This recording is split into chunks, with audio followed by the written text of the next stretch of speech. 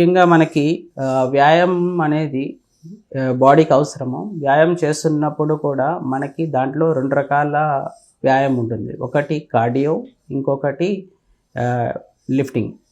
So cardio అనేది ఏంటంటే మెయిన్గా మనకి స్టామినా పెంచుకోవడానికి, వేరాజ్ లిఫ్టింగ్ అనేది దానివల్ల మజిల్ బల్క్ అనేది పెరుగుతుంది.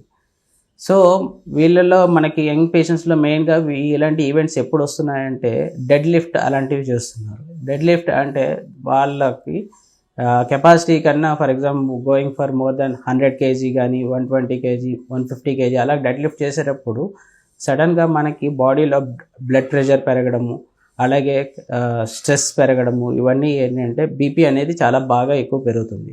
ఆ టైంలో ఉన్నప్పుడు గుండె మీద కొంచెం భారం పడుతుంది. ఈ టైంలో మనకి ఏమైనా వచ్చి ఇప్పుడు ఎలాంటి రిస్క్ ఫ్యాక్టర్స్ ఉన్న పేషెంట్స్లో for example smoking, drinking and also కొంచెం ఫ్యామిలీ హిస్టరీ ఉన్న పేషెంట్స్లో ఈ యాక్టివిటీస్ వల్ల ఏమవుతుందంటే సడన్గా గుండెలో యొక్క లయ తప్పుతుంది. దానివల్ల ఏమవుతుందంటే సడన్గా గుండె వేగంగా కొట్టుకోవడం, దానివల్ల సడన్గా రక్త ప్రసరణ మెదడుకి తక్కువగా ఉండడం, లేకపోతే సడన్గా దీనివల్ల మరీ ఎక్కువ అయితే అన్స్టేబుల్గానే అయితే ఒకసారి పేషెంట్ యొక్క ప్రాణాలు పోయే అవకాశాలు కూడా ఉన్నాయి.